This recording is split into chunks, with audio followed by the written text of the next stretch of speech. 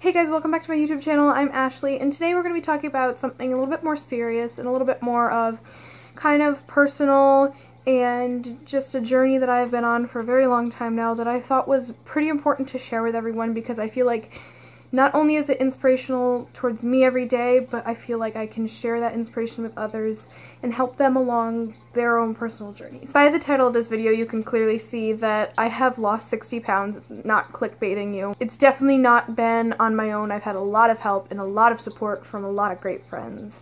So it hasn't been by myself. So I'm going to tell you the timeline of how I lost the weight and why I lost the weight, but we're going to start off with how first. In late October of 2017, I was 210 pounds, and I feel comfortable with sharing that with you guys now. Then I wouldn't have said it at all. I would have been like, no, because I was very self-conscious about my weight. And just a disclosure here, if you are 210 pounds right now, if you are in the 200s at my age, and you love the way you look, then that's awesome for you. That's great for you. But personally, I was self-conscious about it. But if you are totally okay with how you look and totally happy with how you look, I admire you for that, and I wish I had that. But I have a lot of problems struggling with how I look. I still suffer with that to this day. It's never really gone away. I decided, I think on October 25th of 2017, that I was done being upset with my weight and done feeling physically bad because I was putting all this bad stuff in my body. I was eating a lot of chips, a lot of ice cream. Like, I had ice cream pretty much every night in like a big bowl, I'd pack it in there, and I would order big burgers and big fries, eat it all. I would and even with that, I would still have ice cream. I would still have some sort of dessert, and I was just very oblivious to my weight at that point. I was very much just putting it off because I had already dealt with losing weight. I had already lost weight a year prior, and I just didn't want to have to deal with it because I didn't like all the counting and all like the meticulous stuff, and I didn't want to deal with it. So I completely put it out of my mind to the point where I could physically see that I had put it out of my mind. And so one day I just decided, I can't keep doing this. I have to obviously change something. So one night I decided, tomorrow I'm just gonna be better, eat healthier.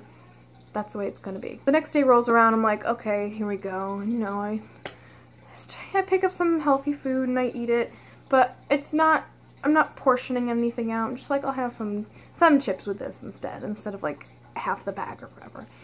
And a day or two later, I'm like, this isn't working.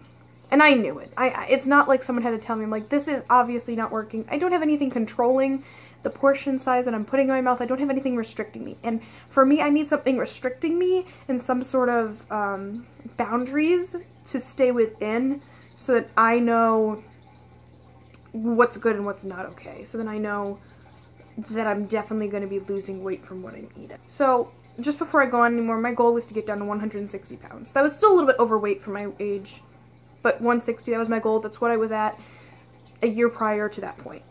What I did was, I'm like, okay, so I'll go on a calorie diet. Basically, I was doing anything I could to not go back to the same weight loss program that I had before. And it wasn't because I didn't like the program. It was because I was lazy and I didn't want to have to deal with all the point counting again. I didn't want to have to do that. I just wanted to be able to eat what I wanted and lose weight. But I have some news for all of you guys. Weight just doesn't come off instantly. It is a process. It takes work. And it is not something that happens overnight. It is not something that I found that you can do on your own. You need a lot of support. Sometimes the best support you can have is your own support, saying that I can do this. So I went on that calorie diet for a few days. But I found that it was even more meticulous, because everything I put in my mouth, besides water, I had to count. I had to count an apple. I had to count celery. I had to count any sort of vegetable I put in my mouth. I'm like, I can't. No. So I didn't love the calorie counting, but just because I'm saying that this stuff didn't work for me, go for it. I would recommend any of these options. These are healthier alternatives to help you to eat better. And calorie counting, it doesn't exactly pinpoint what you should be eating. Basically what it does, it says, here's how much you can eat whatever you want within that point. So I could have like some chicken nuggets and be done for my whole entire calorie points for that day. That doesn't mean I'm going to lose anything. So there was no real guidelines to it. So a few days later I'm like, well, it's inevitable. This is what I have to do. I'm going to go back on Weight Watchers, which is exactly what I did a year prior. I'm just like, I need boundaries, but I don't want to have to count incessantly. I didn't want that. So I started Weight Watchers, and as what I had experienced prior, the year before, as I keep saying, was that Weight Watchers is definitely flexible. And it actually became more so flexible as my weight loss journey went on. So Weight Watchers, if you are not familiar with the program, is you get a set amount of points, hashtag not sponsored, you get a set amount of points in a day based on your height, your weight, and your age. And just a little disclosure, I was actually underage for going onto it, but I had parents who had been on it, and I had people who were getting me healthy foods and making sure that I was eating enough, so that there was no kind of trade-off for that. You get a set amount of points. Like for me, I get 23 points because I think that's the bare minimum you can get now. And when I started, I got 30 points. I got 30 points because Weight Watchers has since changed its tracking system. So then 30 was the amount of points that then was the least amount of points you can get. Anyway, so basically what you did is you counted meat. So you say, oh, I'm having 3 ounces of chicken, that's 2 points. Okay. I'm having X amount of grams of bread, that's 7 points. Or I'm having one of these dietary ice creams, that's 7 points, or 4 points. And so you had 30 points for the whole day, and then you had, I know at some point I had like 42 weekly points, which is just in case you go over that, it's some leeway so that you don't, it's okay if you use those weeklies. They want you to use those weeklies, but distribute it amongst your days. And so I started with that, you know, as per usual. The first 2 weeks are by far the hardest of Weight Watchers, and I could probably say for any diet. Maybe the first month. The first month is probably the hardest and most challenging part of weight loss you will probably ever encounter, besides one other thing that I will bring up in a second. It's so hard because for me at that point, I had my sister, my mom, and my dad, who were, all 3 of them were not on Weight Watchers, but they were very supportive. They were like, yes, you can do this. They got me the food that I needed to eat. But they still bought ice cream, and they still bought chips and stuff. So they bought my stuff, and then they bought their stuff. So, in a sense, I'm actually grateful that they did that, because them having those foods around kind of challenged me and challenged myself in helping me to make sure that I stayed on what I had. What I can tell you is that one of the other hardest things that I said I was going to follow up with is getting back on after having a cheat day, and also trusting yourself enough to let yourself have a day or like 2 days for like Christmas or whatever. It's one of the hardest things, not only to trust yourself, but to actually get back on. Because a lot of times after that you have all this sugar in your body and you're like, I don't wanna get all that stuff. I wanna eat this stuff. Ended December, January, February, March, where I was super like, don't interfere. I was very strict. I gotten, you know, it sends you little notifications. I had like 60 days of tracking every day. And that's, I mean, it's good. It was very good, but I was very strict because I wanted to lose the weight. That was January, February, March of 2018 were my heavy weight loss months. That's probably when I lost the most weight because I really wanted to. The best way to lose weight is to have the motivation. I was super motivated. I wanted to lose it because I had seen pictures of myself the year and a half prior when I'm like, I want to look like that. I want to see myself that happy, and that was my sense of motivation. Anyway, so came April, I was going to Montreal with a group that I was in, and I was going to be there for, I was going to be there for 2 days, and it was very testing of myself.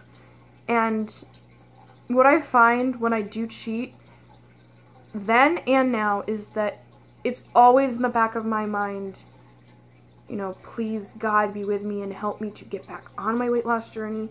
I pray that if I gain any weight, I will be able to lose it again, and yada yada yada. It's very much heavily ingrained in the back of my mind, which is a good and a bad thing because it's kind of annoying, but it's also the sense of my motivation to then get back on for the next day. once I hit my weight in roughly June of 2018, my goal weight of 160, I was like, okay, let's set another goal, 150. So this next 10 pounds, probably, it took a lot longer. As I was saying, I was losing 2 pounds a week prior, like in the January, February, March area. Now my body, it was getting smaller, so this is when people really started seeing like, wow, you've lost a lot of weight. And so I was at the point of where I've lost 50 pounds. And so these last 10 pounds weren't necessarily hard, it was just, it took longer. I have cheat days once every 1 or 2 weeks, and so that means that I lose like point-something pounds a week. I was good with that because I was happy with my weight. I would slowly lose weight. You know, I'd go up a pound 1 week, I'd be like, oh, okay, and then I would lose like another 2 pounds or whatever. And it took me till like September or October to actually see that 150 number. As I was saying before, I didn't love how I looked. I didn't. It's the principle of it. I have always been the big girl in the class. I've always been overweight. I've never really been the small person, the small girl. If you are a happy 130 pounds, I do not advise you to lose weight. I don't. I do not. I would recommend consulting a doctor before trying to do any sort of major weight loss, or consult a parent or something like that, because I would not want anyone who was perfectly healthy to put to be that heavily intense on their weight. I would advise not to go on any sort of weight loss journey unless you need to. But I would advise you to eat healthy no matter what your weight. Because that should just be the principle of anything, at any age, at any weight, at any point in your life. If you have any questions regarding my weight loss journey, or if you want any sort of advice, because maybe you're struggling with your own, please, please comment down below and I will be happy to answer your questions. It's not about the weight loss. It's about the learning experience that you may get out of it. It is, even if you don't lose weight, it's about learning what you should and shouldn't. Just as a basic principle, whether you're losing weight or not. If you lose weight, I would advise to eat healthier, and then weight loss will just kind of come as a bonus. It's really a bonus to that.